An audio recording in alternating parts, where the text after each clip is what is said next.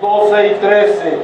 Mateo capítulo 21, versículos 12 y 13. Y este es el sermón correspondiente al día del Señor, 5 de mayo de 2019, titulado El Rey purifica el templo. Hermana Angelita, el Rey purifica el templo. Así lo encontrarán ustedes en el YouTube. El Rey purifica el templo. Mateo 21, 12 y 13. Dice el Señor en su santa palabra, en el nombre del Padre, del Hijo y del Espíritu Santo. Jesús entró en el templo y echó de allí a todos los que compraban y vendían. Volcó las mesas de los que cambiaban dinero y los puestos de los que vendían palomas. Escrito está, les dijo, mi casa será llamada casa de oración, pero ustedes la están convirtiendo en cueva de ladrones. Palabra de Dios. Amén.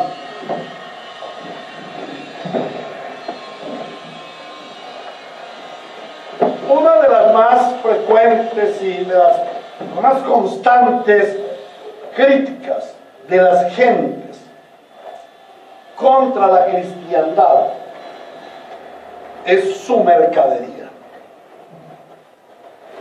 Los católicos cobran por sus ceremonias. Un bautismo, un sepelio, una misa, cobran. Ellos viven de eso. Pero también venden imágenes religiosas, venden elementos de adoración, arriendan parte de su templo para dedicarlo a diferentes ventas.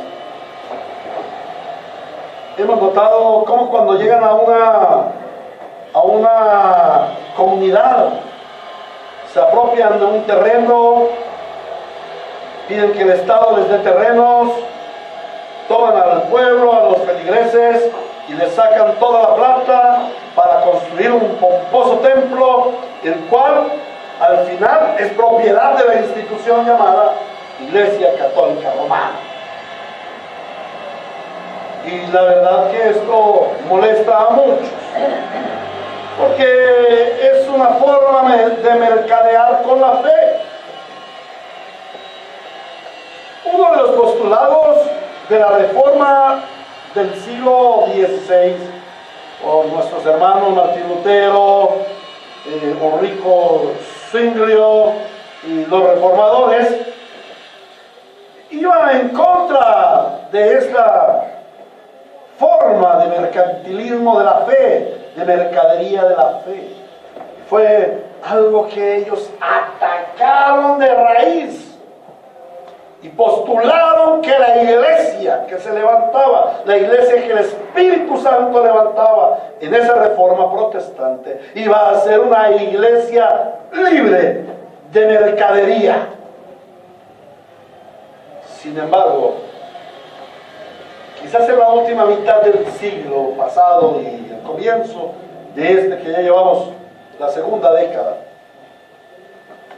la iglesia protestante, la iglesia evangélica, ha tomado esta costumbre proveniente de la profana iglesia o religión tradicional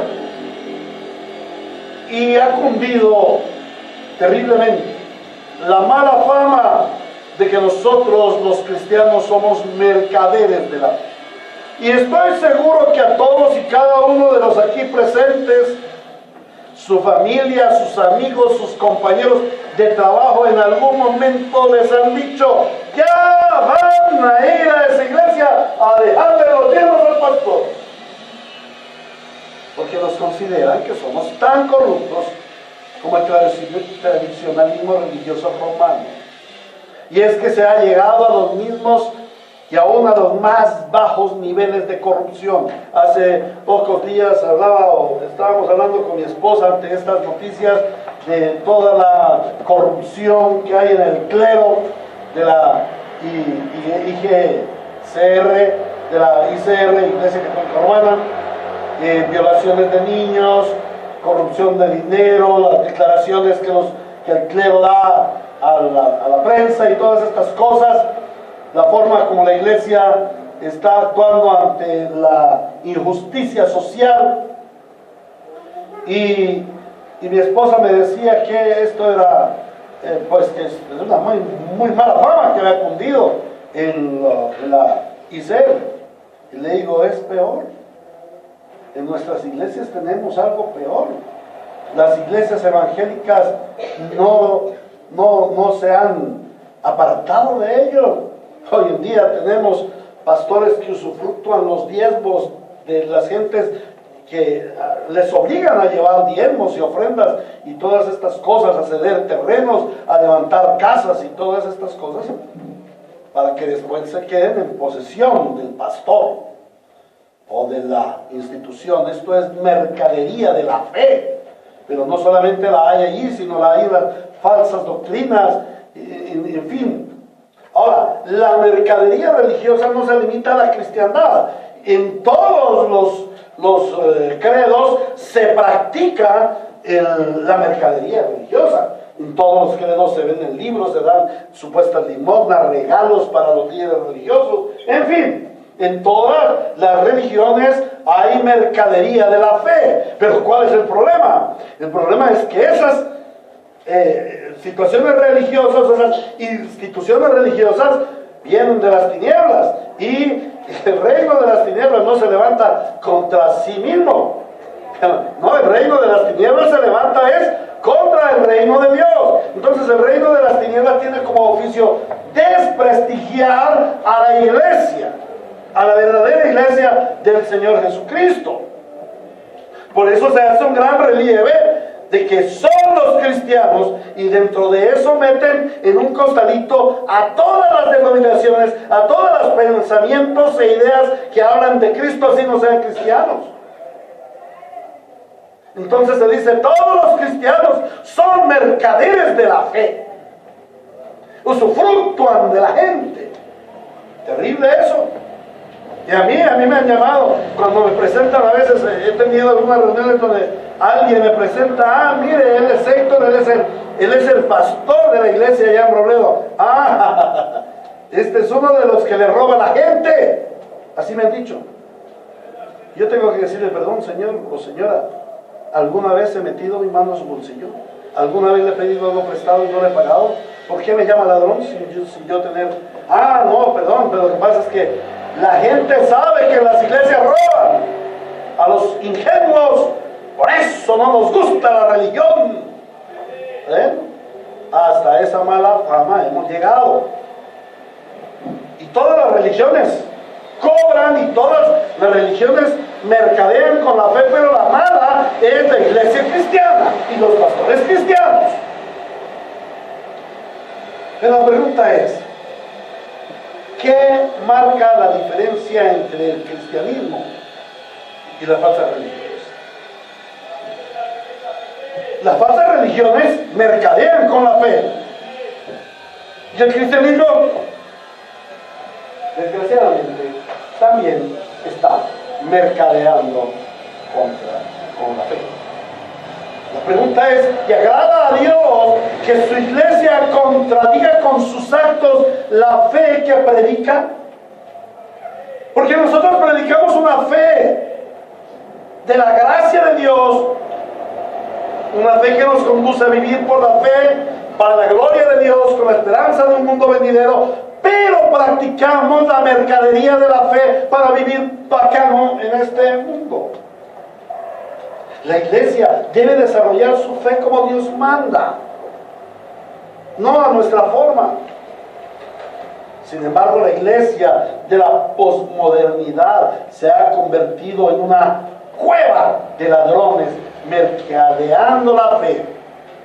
Primero porque sus líderes religiosos desconocen, hacen aparte la Santa Escritura para enriquecerse con la fe de los ingenuos.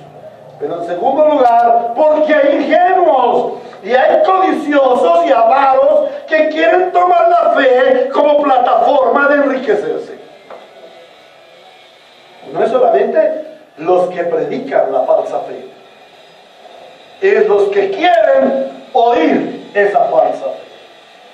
Y a esto se refiere el Señor Jesucristo cuando Él entra al templo de Jerusalén.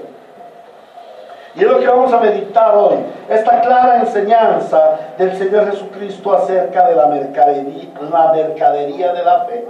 Y vamos a contemplar el texto en tres aspectos que nos da la palabra. En primer lugar, vamos a ver la entrada en el templo, la entrada de Jesús en el templo. En segundo lugar, vamos a ver la corrupción que había en el templo. Y en tercer lugar, vamos a ver la purificación que el Señor Jesús hace del templo. A través de estos tres puntos, nuestro Señor nos va a explicar en esta mañana, por el Espíritu Santo, cómo es la mercadería de la fe, cómo ve Él la mercadería de la fe y cómo la iglesia debe evitar la mercadería de la fe. Entremos pues al primer punto, la entrada en el templo. Dice allí el texto en el versículo 12, Jesús entró en el templo. Recordamos que en el sermón anterior el Señor Jesús entra a Jerusalén. El Señor Jesús entra a Jerusalén. Entra montado en un pollino de asna, entra siendo alabado por las multitudes que lo exaltan como rey de los judíos. Hosana al Altísimo, Hosana al Hijo del Altísimo. Él entra a la ciudad de Jerusalén con gran gloria y con gran victoria. Y hoy, o a renglón seguido, llegamos hasta el versículo 11, versículo 12 y 13 nos hablan de la entrada del Señor Jesús en el templo. Sin embargo, esto no indica que ese mismo día que fue el primer día de la semana, que fue el domingo, no implica que esto de la entrada en el templo sucedió inmediatamente. El Evangelio según San Mateo o el evangelista Mateo no nos relata su evangelio cronológicamente, sino que lo hace cristológicamente. O sea, el Señor Jesús no resalta en qué tiempo se sucedió esto. Él no dice si fue el lunes, si fue el domingo en la noche, el martes en la mañana, no. Él habla del hecho y no del tiempo. Sin embargo, por los otros evangelios vemos que el Señor Jesús entra a Jerusalén el domingo, en la tarde se retira de nuevo a Betania y la entrada al templo sucede el lunes en la mañana. El asunto no es que cuando sucedió, sino que Jesús vino al templo. Entra triunfal a la ciudad de Jerusalén. La ciudad estaba llena de gente. Acuérdense, hablábamos de que podían haber cerca de 2 millones de personas. ¿Sí? Hablábamos la vez pasada. Una ciudad sobresaturada. El templo estaba sobresaturado. Y el lunes en la mañana el Señor Jesús va al templo. Pero ¿para qué va el Señor Jesús al templo? Aquí lo importante no es cuándo fue, sino a qué fue. ¿Por qué va el Señor Jesús al templo? Y vamos a ver 3 razones por las que el Señor Jesús va al templo. En primer lugar, el Señor Jesús va al templo para tener comunión con Dios, comunión en la trina deidad. Porque la palabra de Dios dice en la Reina Valera, en la traducción de la Reina Valera dice, entonces Jesús entró en el templo de Dios. El templo es el lugar de Dios, es el lugar del encuentro de Dios con el hombre, es un lugar de encuentro entre el cielo y la tierra, que es la base, que es el fundamento, que es la definición de lo que es el Evangelio. ¿Qué es el Evangelio? El Evangelio es la hermosa gracia del encuentro entre el cielo y la tierra, del encuentro entre Dios y el hombre. Entonces el Señor Jesús, siendo hombre, va al templo de Dios. Y el templo es el lugar de oración y de adoración.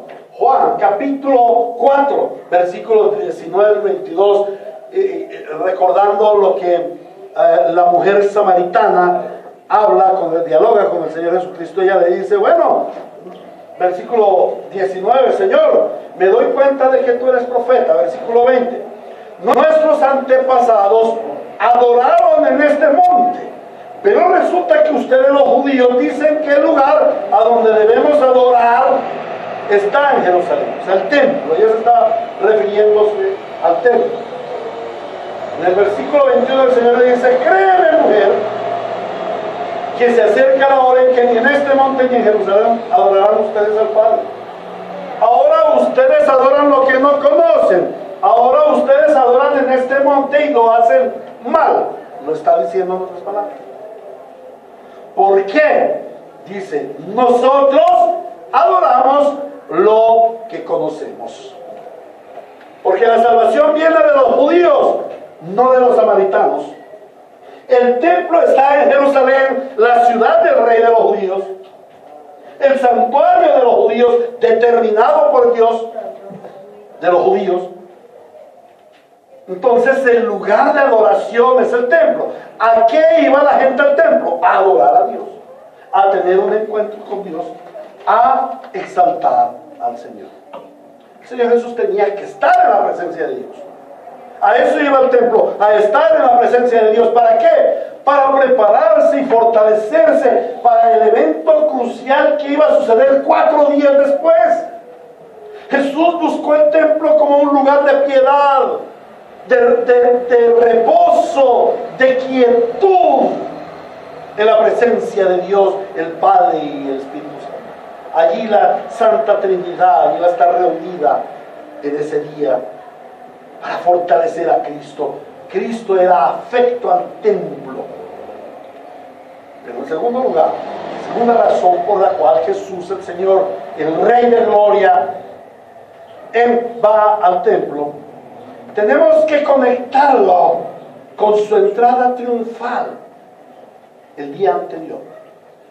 ¿Por qué entra Jesús el Señor triunfalmente a la ciudad de Jerusalén? La semana pasada lo vimos. Él entra como Rey de Gloria, como el que vino a salvar, a conquistar, a rescatar lo que se había perdido, el reino de Dios entre los hombres. Pero los judíos lo entendían mal. Bueno, el Señor iba a hacer, era la restauración. Pero aquel día, el Señor Jesús como rey, si fuera un rey político, se habría ido para el templo de Herodes, que realmente quedaba cerca. Se había podido ir al templo de Herodes y allí hacer la gran manifestación o la revuelta, como se quiera llamar, o darle golpe de estado al rey Herodes. Pero el Señor Jesús no se va para el castillo del rey Herodes. ¿Por qué? Porque el reino de Cristo no es de castillos. Porque el reino de Cristo no es de este mundo. El reino de Cristo no es político. El Señor Jesús se va al lugar santo, al lugar de reunión con Dios, al templo de adoración, porque eso es lo que Él vino a conquistar, eso es lo que Él vino a rescatar. Entonces el Señor Jesús restaura, al venir al templo, está restaurando la comunión del hombre con Dios, y por eso se da su visita y purificación del templo. Este es un acto de posesión del reino espiritual. Este es un acto de la autoridad de Cristo, quitándole el poder de las tinieblas al lugar de culto. Este es un avance del reino de Dios en la tierra. Y el avance del reino de Dios es espiritual. Cuando Cristo viene a nuestras vidas, Él no viene a conquistar nuestra vida natural. Él viene a tomar posesión de su templo. Él viene a limpiar su templo, que somos nosotros. Ahora, la primera razón es porque Él viene a una comunión con Dios. La segunda razón es porque Él viene a rescatar lo que se había perdido. Pero en tercer lugar, el Señor Jesús va al templo para retornar la gloria de Dios al santuario. Hacía muchos siglos que en el templo no estaba la presencia de Dios. Yo creo que cerca de 650 años no estaba la presencia de Dios en el pueblo por causa del pecado. El templo no tenía la presencia de Dios. La gloria de Dios no brillaba. Y aquel templo hecho por Herodes, aunque hubiera llegado a un gran esplendor en tamaño, en arquitectura, en riquezas, le faltaba lo más importante: la gloria de Dios. Y esta es una parábola. Esta es una parábola de lo que el Señor Jesús viene a hacer en nuestras vidas. Esta es una parábola del Evangelio. ¿A qué viene el Señor Jesucristo a nuestras vidas? A restaurar la gloria de Dios en su templo, que somos nosotros. Este es el Evangelio, hermanos. Que la gloria de Dios venga a nuestras vidas y reine en nosotros. Jesús, como Rey eterno en su ministerio terrenal, buscaba ir al templo, anhelaba ir al templo. ¿Por qué? Porque en el templo estaba en la presencia del Padre. Porque en el templo se rendía la adoración. Y porque en el templo Él mostraba la gloria de Dios. Para el Señor Jesús, el ir al templo en esa mañana tenía un gran significado. Y esto nos debe inquietar a nosotros hoy día. ¿Qué significado tiene para ti el templo? ¿Qué significado tiene para ti el templo? Ahora, sabemos nosotros que nosotros somos templo del Espíritu Santo. El apóstol Pablo nos dice que nosotros somos templo del Espíritu Santo, la morada de Dios. Pero saben una cosa, el Señor también llama al templo, a la iglesia, a este lugar de congregación, su casa, su templo, donde Él habita, donde Él mora. ¿Cuán importante es para ti la presencia de Cristo y la gloria de Cristo en tu corazón? Propicias tu templo para que la gloria de Cristo descienda y permanezca en ti y sea vista ante el mundo en santidad, en amor, en adoración. ¿Lo estás entendiendo? ¿Cuánta importancia le das a la reunión? Para algunos es más importante ir al supermercado, ese es su templo. Para otros es más importante lavar la ropa, ese es su templo. Para otros es más importante rendirle culto al Dios Mamón, ese es su templo, en su negocio, en su trabajo. A algunos les toca porque no tienen más que hacer. Los comprendemos, no les juzgamos, les amamos y oramos por ellos. Pero la prioridad es el templo de Dios. ¿Qué fue la prioridad para Cristo? ¿Qué fue lo primero que Cristo conquistó? Su templo. Porque allí iba a depositar su gloria. Y esta es una parábola de lo que Él iba a hacer. ¿Qué significado tiene para ti el templo? ¿Asistes disciplinadamente al templo? ¿Qué buscas en el templo? Estas son inquietudes que te deben quedar. Y debes meditarlas en esta semana. Porque el sermón es para la transformación de tu vida. Y el sermón debe inquietar en lo profundo de tu corazón. ¿Qué estoy haciendo yo como cristiano? ¿Qué significa para mí el ser cristiano? Para Cristo el templo significaba su gloria. Para ti, ¿qué significa ser templo de Dios? Para ti, ¿qué significa estar reunidos aquí bajo la gloria de Dios? ¿O es que ustedes no se dan cuenta que aquí está la gloria de Dios? Que aquí brilla la gloria de Dios y que por la gloria de Dios tú has sido transformado, trasladado del reino de las tinieblas a su admirable luz, y que por la gloria de Dios vivirás la eternidad juntamente con Él. Amén. Honra el templo del Señor. En segundo lugar, vamos a ver la corrupción en el templo. Dice: Jesús entró en el templo y echó de allí a todos los que compraban y vendían, volcó las mesas de los que cambiaban el dinero y los puestos de los que vendían palomas. Y les dice: escrito está, mi casa será llamada casa de oración, pero ustedes la han convertido en cueva de ladrones. El templo al que estaba entrando el Rey Jesús era el tercer templo de la historia, conocido como el templo de Herodes, el más grande. Y estaba compuesto por el atrio de los gentiles, luego el atrio de los judíos, el atrio de los judíos a un lado, el atrio de las mujeres al otro lado, y luego estaba el patio interior en donde estaban Afuera, el altar de los holocaustos, pero adentro, en la construcción, que era un cubo de 11 metros cuadrados, allí estaba el lugar santo y el lugar santísimo.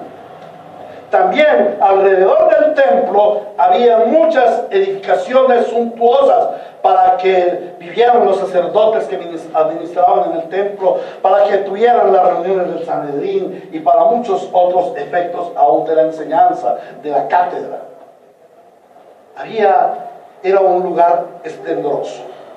Y el Señor Jesús, nos dice el texto, entra. ¿Y por dónde entra? Entra por el atrio de los gentiles.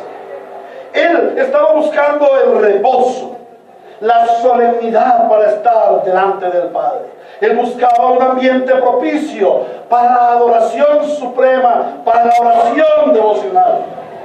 ¿Y qué se encuentra? Se encuentra con una plaza de mercado, se encuentra con el alboroto y la rapiña, los gritos de los mercaderes, un caos, olores fétidos de los animales que allí estaban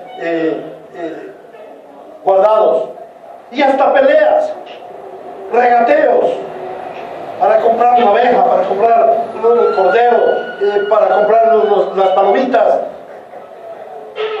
Todo era un regateo, y entonces peleaban por el precio, y los que traían las monedas para ser cambiadas decían: no, pero este dracma vale tantos ciclos, y así. Y el otro decía: no, si le gusta así, si no, vaya a otro lugar. Y peleaban.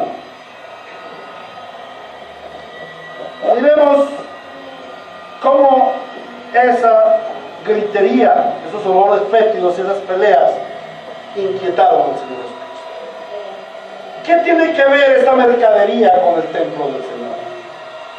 ¿Qué adoración puede haber en un templo con semejante escándalo? El templo, que es la casa del Señor, había sido profanado, convertido en cueva de ladrones. Ese lugar de adoración se había convertido en un lucrativo mercado de la fe. Vamos a ver una descripción más profunda de qué era lo que sucedía. El atrio, aquel lugar donde estaban esas ventas, era un lugar para que los gentiles, por eso se llama el atrio de los gentiles, y era un lugar para que los gentiles vinieran y tuvieran un acercamiento devocional a Dios. ¿Por qué? Porque el Señor ya había hablado, por allá en Isaías 56:7, de que su templo sería casa de oración para todas las naciones, para todos los pueblos. Entonces, en el templo se hizo un lugar especial, un atrio especial, a donde podían ir los gentiles a tener ese encuentro devocional con Dios, a impactarse de la Shekinah. Pero este lugar, destinado para que los gentiles fueran a rendir adoración de Dios, había sido flamantemente alquilado por mercaderes y cambistas. Los mercaderes y cambistas pusieron sus carpas, sus casetas allí para hacer la mercadería. ¿Y quién se los alquiló? Los sacerdotes, los ancianos. Allí se encontraban animales para el sacrificio. ¿Recuerdan? El Señor había puesto un sistema de adoración a través del sacrificio de animales, pero esos sacrificios tenían que ser aprobados para que pudieran ser sacrificados. Entonces, los sacerdotes habían puesto con mucho legalismo a unos supervisores que revisaban a cada animalito que llegaba,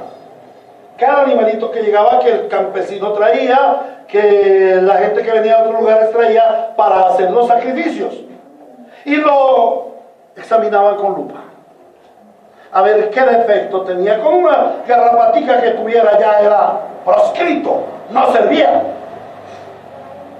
Entonces, ¿qué tenía que hacer aquel feligrés para poder traer el sacrificio al Señor?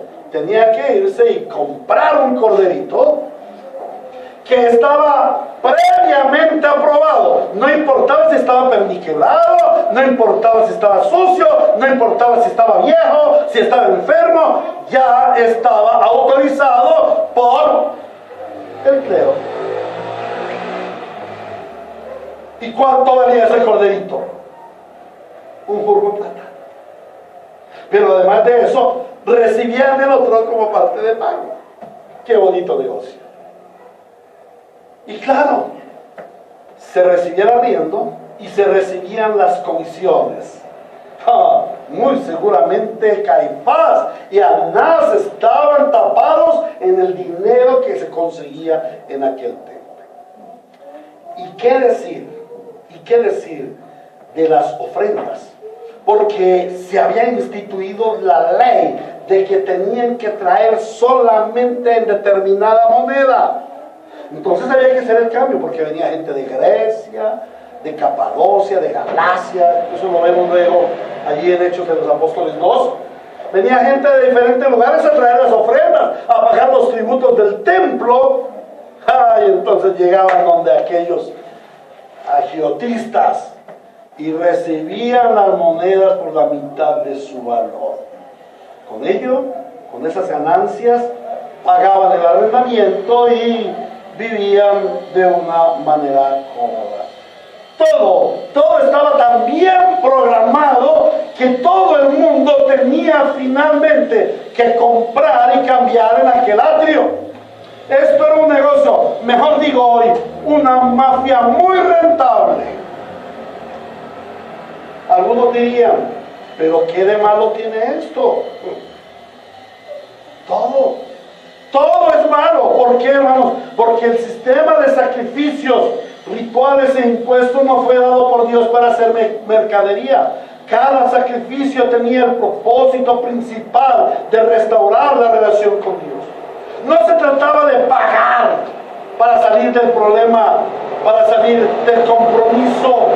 No, el sacrificio implicaba dolor, contrición, entrega, que conducían a un cambio espiritual y moral.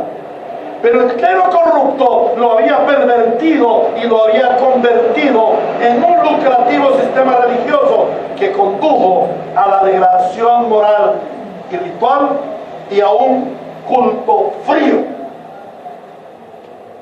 Otro aspecto de la indignación de Cristo es que aquellos refinados e hipócritas sacerdotes, con toda esta corrupción, recibiendo el dinero de estos actos corruptos de la profanación del templo, pero no solamente recibiendo el dinero, sino haciendo injusticia en las gentes, haciendo malos juicios, favoreciendo al rico y oprimiendo al pobre en una injusticia social y religiosa como nunca antes se había visto, bueno, quizás como se había visto en las épocas más corruptas de Israel.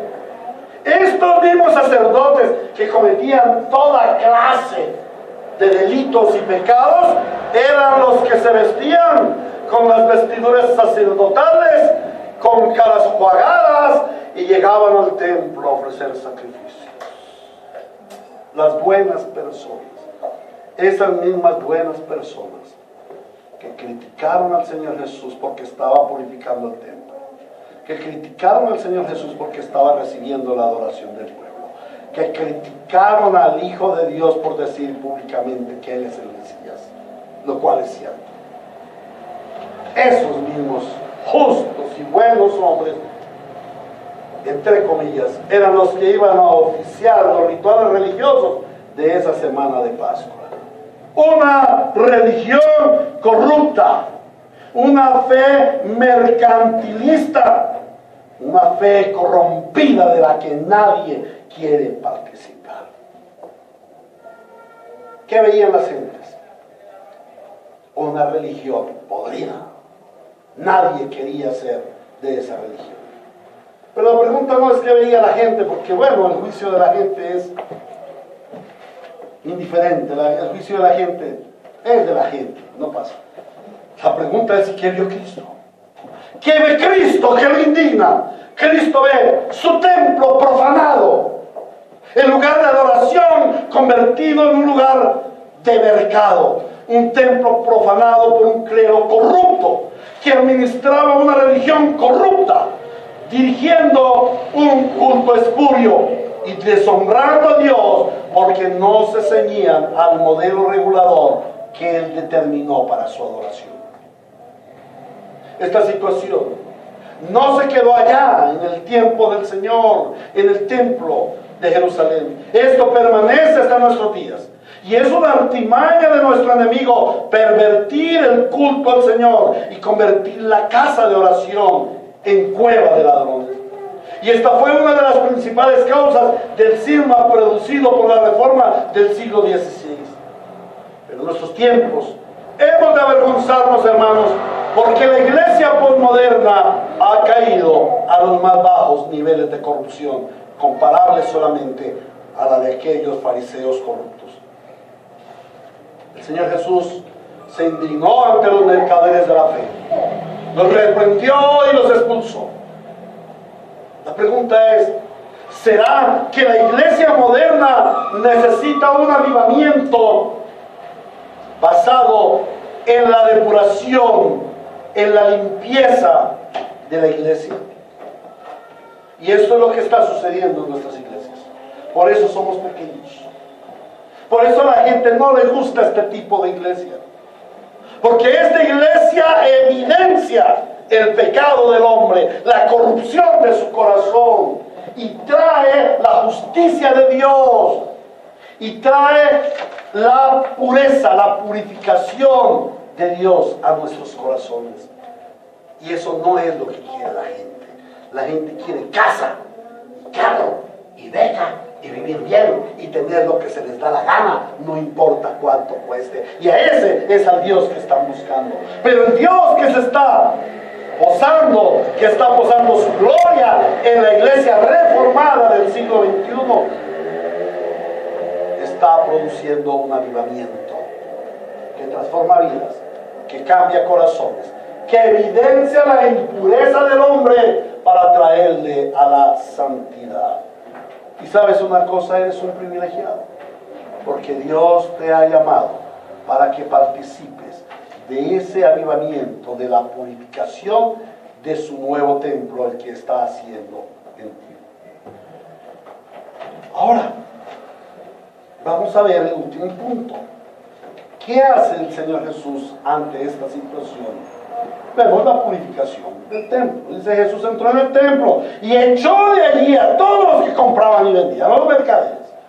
Volcó las mesas de los que cambiaban el dinero y los puestos de los que vendían palomas. Y les dijo, escrito está, mi casa será llamada casa de oración.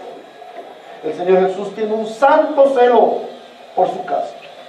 Echa del templo a los mercaderes, voltea con violencia las mesas de los cambistas. Y por un momento podemos imaginar esa indignación, ese santo celo, esa ira santa de Cristo, botando todo y diciendo, ustedes han convertido la casa de mi Padre, templo de adoración, templo de comunión, en una cueva pervertida de ladrones. ¿Y por qué habla de cueva de ladrones? Porque es que en esa época los ladrones, las bandas criminales se posaban en las cuevas al lado de los caminos para asaltar a las caravanas, a las gentes que iban por allí. Los ladrones no vivían en las ciudades, en palacetes como ahora en nuestra nueva sociedad viven, ¿no? Para uno poder vivir en el poblado y tener buen carro y todo eso, tiene que ser un ladrón, tiene que ser un criminal. Y hasta para llegar al Senado hay que ser criminal. Esa es la sociedad corrupta que vivimos. Pero esa es la naturaleza de la sociedad. El problema es la iglesia es corrupta. La sociedad es corrupta porque hay una iglesia corrupta.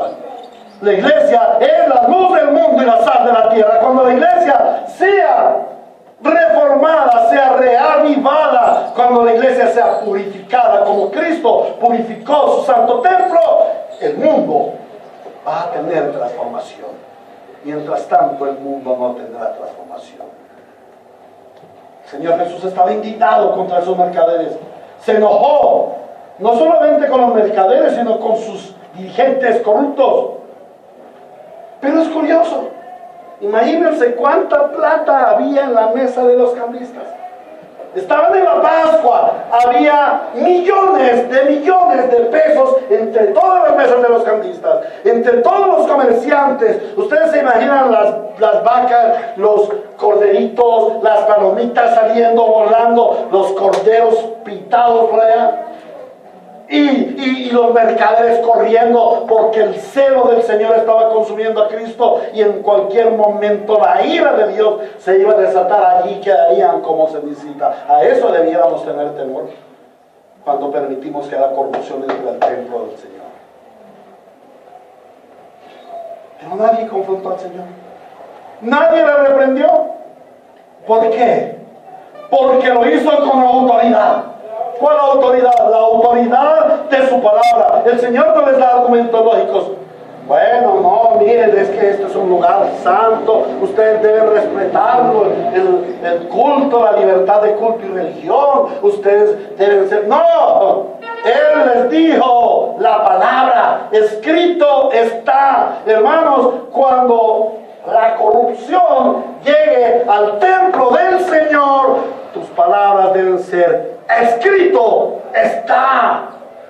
Señor dice en Isaías 56:7: los llevaré a mi monte santo, los llenaré de alegría en mi casa de oración, aceptaré los holocaustos y sacrificios que ofrezcan sobre mi altar, porque mi casa será llamada casa de oración para todos los pueblos. Los mercaderes de la fe, los sacerdotes, los cambistas y vendedores de animales habían corrompido el culto y habían desplazado lo más importante del culto, la adoración, para hacer de la fe un negocio. Pero ahora Cristo viene y por la fe desplaza el negocio para restaurar la adoración. La adoración de nuestros tiempos es una adoración incorrupta, incólume. Es una adoración en espíritu y en verdad. Es una adoración libre de mercaderías. El Rey Mesías ha venido al mundo a rescatar lo que se había perdido. Él retoma el templo como su casa de oración para todos los pueblos. Y no habla aquí de este templo de piedras, porque iba a ser derribado 40 años después. La purificación del templo por parte del Señor Jesús es una parábola de la reforma que Él iba a hacer respecto al culto a Dios, que no se desarrollaría más en el templo hecho de manos de hombres, sino en el mismo corazón de los santos, de los creyentes. Un corazón transformado y purificado por la obra de Cristo para la adoración. El hombre, destinado desde el principio como instrumento para la adoración y gloria de Dios, fue pervertido por las mercaderías del pecado. Y les invito a que vayan ustedes por allá a Isaías 14 y a Ezequiel 28, donde dice el Señor que Satanás se corrompió por las mercaderías. Sí, habla de las mercaderías del pecado. Y este templo necesita ser restaurado para que de nuevo rinda el culto a Dios. Y esto es lo que significa este acto del Rey Mesías, purificando el templo. La religión verdadera es espiritual, es transformadora y está libre de la mercadería del mundo. Y esto es lo que hace Cristo al darnos su salvación, retornarnos al propósito original de una adoración santa y pura al Señor. Esa es la vida del creyente: adoración al Señor y libres de la mercadería del pecado y del mundo. La religión humanista y la iglesia moderna han contaminado a los hombres que somos templo de Dios con las mercaderías del pecado. Las viles religiones, las falsas doctrinas, las herejías, los extremismos religiosos son templos infestados por mercaderes de la fe que buscan la satisfacción moral de las gentes en los bolsillos llenos de sus ministros religiosos, y su fin es camino de muerte. El Evangelio registra que el Señor Jesús purificó el templo en 2 ocasiones. Una al comienzo de su ministerio, está en Juan, y la otra en la semana final. Y esto nos resalta la importancia y la centralidad del ministerio de Cristo. El hecho de transformar, de renovar el templo de adoración, que no es el templo de piedra, sino nosotros, hechos de su mano, rescatados, salvados por su gracia. Si para Cristo es importante su templo, ¿cuán importante lo es para ti? ¿Cuidas? ¿Purificas tu templo? ¿Estás purificando tu templo? ¿O estás permitiendo que el pecado te contamine? Que el pecado te corrompa. Recuerda, eres templo del Espíritu Santo. El mundo necesita una purificación del mundo. Y Cristo viene a traerla mediante el Evangelio. Y este es un llamado a todos aquellos que han tenido su templo, su ser, dispuesto para la mercadería de este mundo, del pecado. Un templo creado por Dios para su adoración, pero dispuesto por ti para tu pecado y para la satisfacción de tus sentidos. Y hoy el Señor te dice, Él está buscando adoradores en espíritu y en verdad. Y hoy el Señor te dice, tu templo corrompido no tiene más que un destino: la muerte eterna en el infierno. Por eso hoy el Señor te dice, corre a Cristo. Corre a Cristo, porque Él es el único que con su poder y con su sacrificio vicario puede limpiar el templo que eres tú. Que Él te limpie. Clama a Cristo por tu salvación, y que luego de que Él te limpie como templo, tú vengas a cumplir el propósito para el cual Dios te creó y para el cual Dios te quiere rescatar. Que seas apto para culto al Señor. Ese es nuestro destino. Pero sabes una cosa, este es también un llamado a todos los que por la gracia hemos sido salvados. Cristo purificó su templo vivo para que seamos instrumento de su adoración. Y Jesús el Señor hoy te demanda un culto santo, un culto ajustado al marco regulador de Dios. Y el culto no es solamente el domingo, el culto es una vida consagrada a Cristo. Un culto libre de las mercaderías del pecado. Los mercaderes y cambistas del templo existían en su época y corrompieron el culto porque el pueblo que había quería tener comodidad en su culto. Querían un culto a su antojo y no a la forma de Dios. Y hoy, vergonzosamente, la iglesia está corrompida porque las gentes quieren un culto a su manera y por ello se levantan mercaderes de la fe que les satisfagan en sus deseos, como lo dice la segunda carta a Timoteo en el capítulo 4. Segunda a Timoteo, capítulo 4, dice el Señor en el versículo 2: predica la palabra, persiste en hacerlo, sea o no sea oportuno, corrige, reprende y anima con mucha paciencia, sin dejar de enseñar, porque llegará el tiempo en que no van a tolerar la sana doctrina, o sea, no van a tolerar un culto santo, no van a tolerar un culto para la adoración de Dios, sino que, llevados de sus propios deseos, se rodearán de maestros que les digan las novelerías que ellos quieren oír. Dejarán de escuchar la verdad y se volverán a los mitos. Tú, por el contrario, sé prudente en todas las circunstancias, soporta los sufrimientos, dedícate a la evangelización, cumple con los deberes de tu ministerio. Se levantan muchos líderes porque hay gentes que demandan un culto espúreo. La iglesia está corrompida y se necesita una transformación.